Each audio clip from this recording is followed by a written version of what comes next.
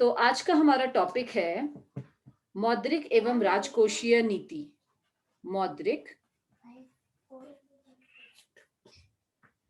जिसे हम monetary policy बोलते हैं, और राजकोषीय या जिसे हम फिस्कल पॉलिसी बोलते हैं। मौद्रिक नीति बनाई जाती है सेंट्रल बैंक द्वारा। किसके द्वारा? Central bank. जैसे हमारे देश में सेंट्रल बैंक है रिजर्व बैंक ऑफ इंडिया, और राजकोषीय नीति जो है वो बनाई जाती है सरकार द्वारा, गवर्नमेंट ऑफ इंडिया, सरकार द्वारा बनाई जाती है। अब मौद्रिक नीति क्या करती है? मौद्रिक नीति की मदद से जो सेंट्रल गवर्नमेंट है वो पूरी अर्थव्यवस्था में मनी सप्लाई को कंट्रोल करता है। पूरी अर्थव्यवस्था में मुद्रा का फ्लो कितना है उसको नियंत्रित करता है सेंट्रल बैंक ऑफ इंडिया। ठीक है, कैसे करता है ये अभी हम पढ़ेंगे।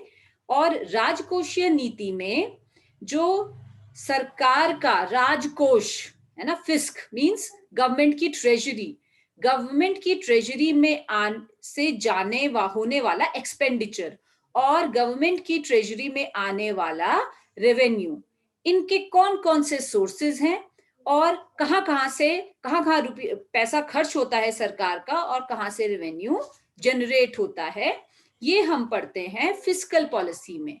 फिस्कल पॉलिसी या राजकोषीय नीति मींस वो नीति जो राजकोष के व्यय और उसके जो रेवेन्यू है उसका निर्धारण करता है, कौन कौन से उसके स्रोत होंगे और किस तरीके से सरकार अपना राजकोष को मैनेज करेगी, वो बनता है किसका पार्ट? फिस्कल पॉलिसी का पार्ट या राजकोषीय नीति का पार्ट।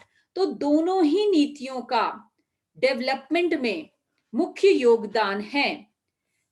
मॉनेटरी पॉलिसी से मनी सप्लाई कंट्रोल होती है, और मनी सप्लाई जब कंट्रोल होती है तो उससे पूरी अर्थव्यवस्था में एग्रीगेट डिमांड को कंट्रोल किया जाता है, जिससे कि इन्फ्लेशन या मुद्रास्फीति जो होती है, जैसे ही कोई कंट्री ग्रोथ में, किसी कंट्री में विकास ज्यादा होने लगता है तो उसका एक नेगेटिव पार्ट क्या आता है? मुद्रास्फीति, इन्फ्लेशन। तो इन्फ्लेशन को कंट्रोल करने का कौन से रन में? शॉर्ट रन में, यानी हम दीर्घकाल की बात नहीं कर रहे हैं, हम लघु काल की बात कर रहे हैं। शॉर्ट रन में मुद्रा नीति या मौद्रिक नीति एक बहुत ही इफेक्टिव तरीका है। अब फिस्कल पॉलिसी का क्या रोल है विकास में? जब भी सरकार को ये फील होता है कि एग्रीगेट डिमांड, जो पूरी अर्थव्यवस्था में इनफ रोजगार सृजन के संसाधन नहीं हो पा रहे हैं, या फिर सरकार को ये लगता है कि एम्प्लॉयमेंट जनरेशन नहीं हो पा रहा है, आउटपुट कम है ना, प्रोडक्शन कम है, तो इसका एक तरीका सरकार क्या निकालती है समस्या से निकलने का? वो अपना एक्सपेंडिचर बढ़ाने लगती है। क्या बढ़ाने लगती है? एक्सपेंडिचर बढ़ाने लगती है, ज्यादा जॉब्स क्रिएशन करने लगती है, प्राइवेट सेक्टर को इनकरेज करती है विभिन्न तरीकों से, जिससे कि ज्यादा से ज्यादा निवेश किया जाए और निवेश से प्रोडक्शन बढ़े, प्रोडक्शन से आउटपुट और आउटपुट से एम्प्लॉयमेंट। तो कभी भी कोई समस्या आए, आर्थिक कोई समस्या आती है, तो राजकोषीय नीति या फिस्कल पॉलिसी लॉन्ग रन में हेल्प करती है। दीर्घकाल में एकदम असर नहीं दिखता इसका असर क्या है? दीर्घकाल में दिखता है। तो ये तो था दोनों का अंतर और किस तरीके से ये दोनों नीतियां विकास में अलग अलग रोल प्ले करती है। अब इसके इंस्ट्रूमेंट्स क्या क्या हैं, या मॉनेटरी पॉलिसी से हम समझते क्या हैं? जब हम मॉनेटरी पॉलिसी की बात करते हैं तो मॉनेटरी पॉलिसी के दो इंस्ट्रूमेंट्स हैं, मतलब किस तरीके से सेंट्रल बैंक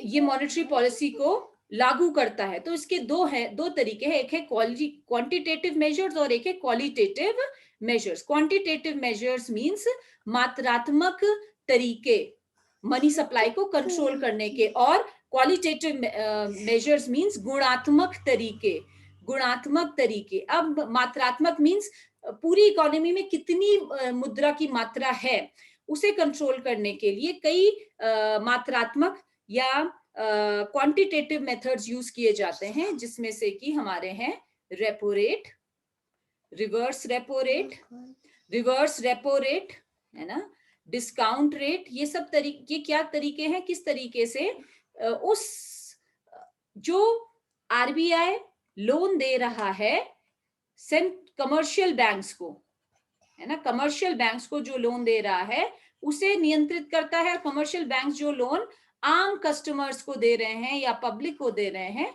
उसे कंट्रोल करता है, जिससे कि मनी सप्लाई भी कंट्रोल हो जाती है। तो ये तो था मात्रात्मक तरीके। गुणात्मक तरीके कौन कौन से हैं? गुणात्मक तरीके में हमारा आ गया private sector, priority sector lending, है ना, priority sector lending. Priority sector lending means किस सेक्टर को लोन देना है, किसको नहीं देना है, ये आपका आ जाएगा प्रायोरिटी सेक्टर लेंडिंग। तो मॉनेटरी पॉलिसी में दो तरीके यूज होते हैं, एक तो है आपका क्वांटिटेटिव मेथड्स और एक है क्वालिटेटिव मेथड। अब क्वांटिटेटिव मेथड में आपके ओपन मार्केट ऑपरेशंस भी आते हैं, ठीक है। अब ये तो हो गया आपका मॉनेटरी पॉलिसी। अब हम जब फिस्कल पॉलिसी की बात करते हैं या राजकोषीय नीति की बात करते हैं, तो राजकोषीय नीति मैंने पहले भी बताया था कि दो बिंदुओं पे फोकस करती है, एक गवर्नमेंट एक्सपेंडिचर और एक गवर्नमेंट रेवेन्यू।